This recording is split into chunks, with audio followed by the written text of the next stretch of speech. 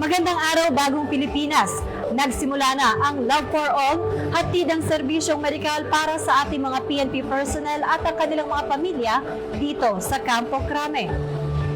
Sinimulan na ang Love for All, hatid ang serbisyong medikal na naglalayong maghatid ng libreng serbisyong pangkalusugan sa lahat ng PNP personnel at ang kanilang mga pamilya.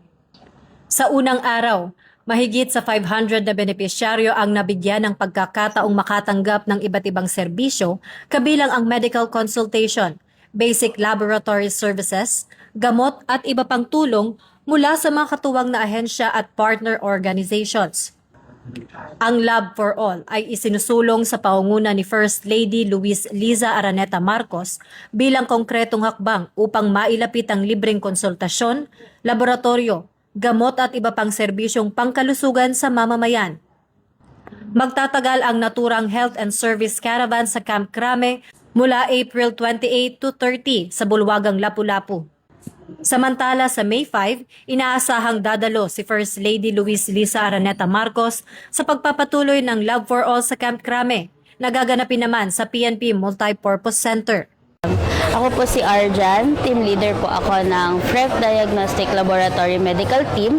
Kami po ang partner clinic ni PMFTC na nagkakandak ng medical mission in partner with Love for All po. So, we've been doing this medical mission since 2024. We've been in a lot of locations, sa mga secluded areas, yung mga hindi talaga naabot ng laboratorio, doktor, libreng medisina. So, nagkaroon po ng advokasya ang ating First Lady na si First Lady Liza Marcos na gawin itong programang ito para matulungan ang mga mamamayan nating hindi gaanong naabot ng Department of Health or ng ating mga hospital para mag-conduct ng mga medical missions. Ang mga programa or ang mga procedures po na meron kami sa medical mission ay blood test, urinalysis, chest x-ray, ultrasound for our pregnant women, and then meron din po kaming free consultation and free medicines po. So far po, ang medical mission naman po na ginaganap ngayon sa aking likuran sa Camp Crame, isa po ito sa pinaka-organisadong free event na aming napuntahan. Ang mga tao po ay disiplinado, maayos pumila, at hindi po silang nagmamadaling matapos.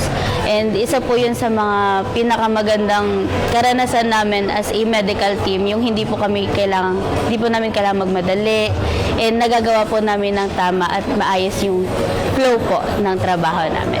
Nagpapasalamat po kami unang-una sa mahal nating First Lady Liza Araneta Marcos sa kanyang programa upang mabigyan ng pangkalusugan, yung matignan yung kalusugan ng mga PNP personnel.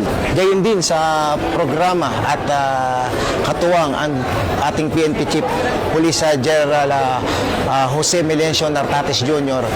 Kaagapay siya sa pagpapatibay ng pangkalusugan ng Philippine National Police. Malaki pong menos po ito at malaking tulong po sa amin ito kasi po itong programa nito ay malaki pong makakabawas po ito sa mga gastusin namin para sa pangkalusugan. Kaya nabigyan kami ng ganito, nakalibre kami ng gamot, napagpatingin kami sa mga doktor ng PNP.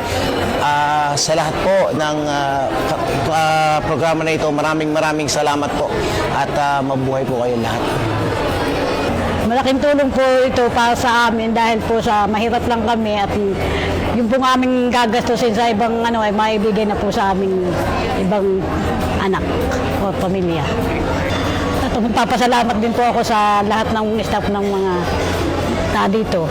Pinapatunayan ng Love for All na sa pamamagitan ng pagtutulungan ng pamahalaan, mga health professionals, local partners at iba pang sektor, mas mapapalapit ang serbisyong pangkalusugan sa mga taong higit na nangangailangan.